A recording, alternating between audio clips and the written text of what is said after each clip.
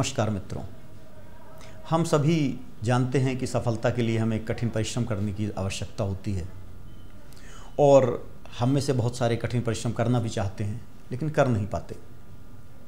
हम चाहते हैं, एक बच्चा चाहता है कि वो पढ़े लेकिन पढ़ने में उसका मन नहीं लगता। वीडियो गेम खेलने में बड़ा मज़ा आता है, वो बार बार वीडियो गेम खेलने लगता है, वो मोबाइल चलाने लगता है। अब मन अपने कंट्रोल में नहीं होता। आपको आनंददायक कुछ और होता है और आपको सफलता कहीं और मिलनी होती है। बच्चे को मज़ा खेलने में आता है, सफलता पढ़ने में मिलनी होती है। जिस बच्चे को खेलने का कैरियर बनाता है उसका मन बाकी दूसरी जगहों में लग जाता है। तो मन को किस तरह कंट्रोल किया जाए, मन को किस तरह वश में किया जाए कि हम कार्यों को करें और सफल हों। भगवान कृष्ण भगवद गीता में यह बतलाते हैं और ये बड़े दो महत्वपूर्ण श्लोक हैं जो कि हमारी युवा पीढ़ी के लिए बड़े महत्वपूर्ण हैं कि जीवन में किस तरह मन को अपने वश में करें और किस तरह जीवन में हम आगे बढ़ें और आगे बढ़ने के सोपान हमें मिलते जाएं। भगवान कृष्ण कहते हैं कि इंद्रियाणाम हि चरताम यन मनो अनुविधीयते तदस्य हरति प्रज्ञा वायुर्नावम इवाम्भसी तस्माद्यस्य महाबाहो निगृहीतानि सर्वशः इंद्रियाणीन्द्रियार्थेभ्यः तस्य प्रज्ञा प्रतिष्ठिता या निशा सर्वभूतानां तस्याम जागृति संयमी यस्याम जागृति भूतानि सा निशा पश्यतो मुनिः। वो कहते हैं कि जो लोग इस तरह के होते हैं कि जो उनका मन आता है, जो उनको अच्छा लगता है वही करते हैं, ऐसे लोगों की इंद्रियां उस तरह की होती हैं जैसे कोई एक नाव जा रही हो और बड़ा वायु का तेज झोंका आता है और उस नाव को समुद्र में गिरा देता है। इसी तरह जो व्यक्ति इंद्रियों के वशीभूत होते हैं, सुखों के पीछे भागते हैं, जिसमें मज़ा आता है वही काम करते हैं, ऐसी लोगों की नाव, जिंदगी की नाव, सफलता की नाव डूब जाया करती है। आपका कर्तव्य है पढ़ाई करना और आप वीडियो गेम खेलने लगे, आपको मज़ा आने लगा, तो आप मान के चलिए कि आपके जीवन की सफलता की नाव अब डूबने वाली है। आपको प्लेयर बनना है फुटबॉल का और आप दोस्तों के साथ इधर उधर घूमने लगे, आप नशा करने लगे, आप अपने आप को हीरो बनने लगे, तो समझ लो कि आपकी नाव डूबने वाली है। आप अपनी इंद्रियों के अधीन हुए तो आपकी नाव डूबने वाली है। तो अपने आप को इंद्रियों के अधीन होने से कैसे बचाया जाए, वही भगवान कृष्ण कह रहे हैं। एक बार अरस्तु से किसी ने पूछा कि आप परफेक्ट लाइफ किसको कहेंगे। एक तरफ तो लोग चाहते हैं वे ज़्यादा से ज़्यादा सुखों का उपभोग करें, दूसरी तरफ से एक शास्त्र कहते हैं कि आप जो है सारी इच्छाओं को परित्याग कर दो, भगवान का भजन करो। तो पूर्ण जीवन किसे कहा जाए, परफेक्ट लाइफ किसे माना जाए और इंसान को किस तरह का जीवन व्यतीत करना चाहिए, किस तरह की उसे ज़िंदगी जीनी चाहिए। अरस्तु ने कहा कि इंद्रियों का जो उपभोग है वो हमेशा बुद्धि के नियंत्रण में होना चाहिए। इंद्रियां बुद्धि के नियंत्रण में रहें और व्यक्ति जीवन जिए, इस तरह का जीवन जो है सर्वोत्तम जीवन माना जाएगा। भगवान कृष्ण कहते हैं कि जीवन उस तरह का हो, या व्यक्ति को अगर अपनी मन को नियंत्रण में रखना है तो एक कछुए की तरह आपको काम करना पड़ेगा। जो कछुआ होता है, जैसे ही बाहर खतरा लगता है तुरंत वो अपने सारे अंगों को अंदर समेट लेता है। इसी तरह से आपको लग रहा है कि आपका मन भटक रहा है, आपकी सफलता की नाव पलटने वाली है, आप तुरंत अपने मन को सचेत करिए, इंद्रियों को अंदर समेट कर लीजिए। इसको भगवान कृष्ण संयम कहते हैं।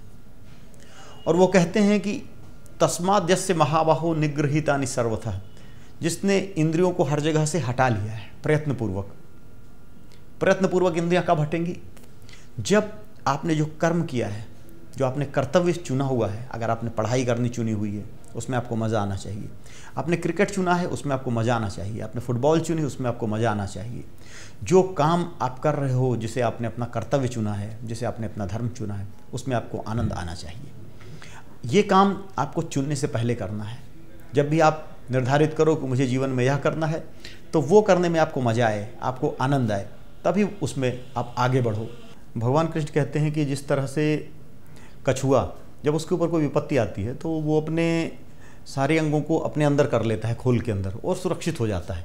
उसी तरह से हमें चाहिए कि अगर हमें लगे कि हमारी नाव पलटने वाली है, हमारा मन नहीं लग रहा है, तो हमें अपने मन को समेट लेना चाहिए, अंदर कर लेना चाहिए। भगवान कृष्ण इसको संयम कहते हैं। कहते हैं कि तस्माद्यस्य महाबाहो निगृहीतानि सर्वतः इंद्रियाणि इंद्रियार्थेभ्यः तस्य प्रज्ञा प्रतिष्ठिता। अर्थात अगर हमने अपनी इंद्रियों को बाहर की विषयों से अंदर खींच लिया है और इंद्रियां अपना इंद्रियों का ही काम कर रही हैं, मन उससे जुड़ नहीं रहा है। देखिए, होता इस तरह है कि अगर हमारा मन इंद्रिय के साथ जुड़ा नहीं है तो हमारी इंद्रिय निष्फल हो जाती है, कोई काम नहीं कर पाती। सपोज़ करिए कि मैं रास्ते से जा रहा हूँ कुछ सोचते हुए, तो मेरी आंख तब भी देख रही है, बहुत सारी चीज़ें देख रही है, लेकिन मैं किसी विषय का आस्वाद नहीं कर रहा हूँ, मुझे कुछ दिखाई नहीं दे रहा, मुझे कुछ याद नहीं है, मेरा दिमाग कहीं और है। इसी तरह कान भी बहुत सारे शब्द सुन रहे हैं, लेकिन मेरा दिमाग कहीं और है, तो मुझे सुनाई नहीं दे रहा। यही भगवान कृष्ण कहते हैं कि आप वो काम करो जिसमें आपका मन लगता हो। जब भी आप अपने कर्तव्य को चुनो, आप अपने कर्म को चुनो, आप स्टूडेंट हो, आप पढ़ना चाहते हो, तो आप स्टूडेंट तभी बनो, आप पढ़ाई तभी करो जब आपको पढ़ने में मन लगता हो, पढ़ाई अच्छी लगती हो। आप स्पोर्ट्स पर्सन तभी बनो जब आपका खेलने में मन लगता हो। जीवन में आपको अपने जीवन में आगे बढ़ना है, आपको जीवन जीने के लिए कुछ ना कुछ कर्म करना है, कुछ ना कुछ काम करना है, और जो काम चुनना है वो काम इस तरह चुनो कि वो आपकी प्रवृत्ति के अनुकूल हो, वो आपको काम करना अच्छा लगता हो। जब आपको काम अच्छा लगेगा वो काम आप करोगे, उसको करते करते कुछ टाइम पे बोर हो गए आप, कुछ दूसरा काम अच्छा लगने लगेगा। वो एक ऐसी अवस्था होगी जब आपको ध्यान से प्रयत्नपूर्वक अपनी इंद्रियों को वापस लाना पड़ेगा। आपको आनंद बाहर नहीं खोजना है, आपको आनंद वहीं खोजना है, अपने दिमाग की मस्तिष्क की क्षमताओं को बढ़ाना है। भगवान कृष्ण कहते हैं, या निशा सर्वभूतानां तस्याम जागृति संयमी यस्याम जागृति भूतानि सा निशा पश्यतो मुने। अर्थात जो बाकी लोगों के लिए रात है वो योगी के लिए दिन है। योगी मतलब कर्म योगी। आप जीवन में सफलता पाना चाहते हो, आगे बढ़ना चाहते हो, तो जब लोग आराम से चैन से सो रहे हों, अर्थात इंद्रियों के पीछे दौड़ रहे हों, आपको लगेगा कि यार मेरा दोस्त तो बड़े मज़े ले रहा है, तो आज मूवी देखने गया था, आज यहाँ गया था, आज उन्होंने पार्टी कर ली और मैं यहाँ बैठ के पढ़ रहा हूँ। ऐसी अवस्था में आप में, एक योगी में और एक भोगी में यही अंतर होता है। जो सामान्य व्यक्ति है वो इंद्रियों के पीछे दौड़ता है, वो मज़े के पीछे दौड़ता है, और जो कर्मयोगी व्यक्ति है, जिसे जीवन में सफलता पानी है, जिसे अपने आगे बढ़ना है, वो अपने कर्तव्य में लगा रहता है, वो उसी में आनंद प्राप्त करता है, वो मन को कंट्रोल करता है। जिस तरह कछुआ अपने अंगों को अंदर कर लेता है, उसी तरह जो अपनी पढ़ाई में लगा हुआ व्यक्ति, अपने खेल में, अपने कर्तव्य में लगा हुआ व्यक्ति बाकी जगहों से अपनी इंद्रियों को किनारे कर लेता है। उसके कान ऐसी बातों को नहीं सुनते, उसकी आंखें ऐसी बातों को नहीं देखती, वो केवल अपने लक्ष्य की ओर देखती हैं। जैसे अर्जुन केवल मछली की आंख दिखाई दे रही थी, उसी तरह से उस व्यक्ति को केवल अपना लक्ष्य दिखाई देता है, केवल अपना उद्देश्य दिखाई देता है, वो जीवन में आगे बढ़ रहा है। और जो चीज़ें उसे विचलित करने वाली होती हैं उन चीज़ों को वह किनारे कर देता है, और इस तरह से वो अपने मस्तिष्क को, अपने मन को कंट्रोल कर लेता है। अगर आपको मन को कंट्रोल करना है तो आपको इंद्रियों पर नियंत्रण करना पड़ेगा।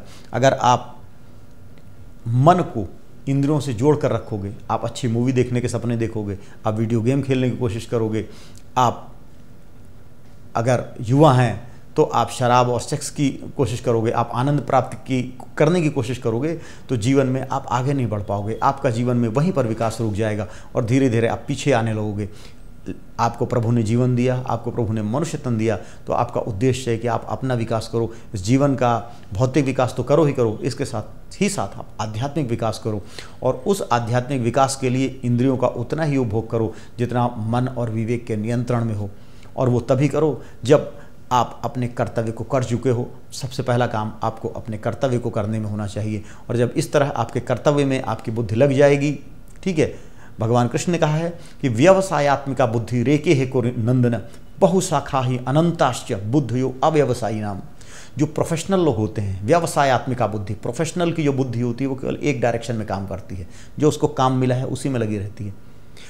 और जो बहुशाखा ही अनंताश्च बुद्धियों अव्यवसायी नाम, जो नॉन प्रोफेशनल लोग होते हैं उनकी बहुत शाखाओं वाली बुद्धि होती है। कभी तो सोचेंगे कि मैं क्रिकेटर बन जाऊं, कभी सोचेंगे मैं पॉलिटिशियन बन जाऊं, कभी सोचेंगे मैं एक्टर बन जाऊं, और कभी कुछ ना कुछ नए नए काम करते रहेंगे अपने आनंद प्राप्ति के लिए। ऐसे व्यक्ति कहीं भी सफल नहीं हो सकते, ना वो भौतिक जीवन में सफल होते हैं, ना आध्यात्मिक जीवन में सफल होते हैं। ऐसे व्यक्तियों का पूरा जीवन निष्फल चला जाता है। इसलिए बी प्रोफेशनल, व्यवसायत्मक बनो, अपने बुद्धि को प्रोफेशनली यूज करो, अपने बुद्धि को व्यावसायिक ढंग से यूज करो, अर्थात अपने बुद्धि को इस तरह से यूज करो कि वह एक लक्ष्य के लिए दृढ़ हो, प्रतिबद्ध हो और उसी दिशा में काम करती रहे। हरि ओम तत्सत।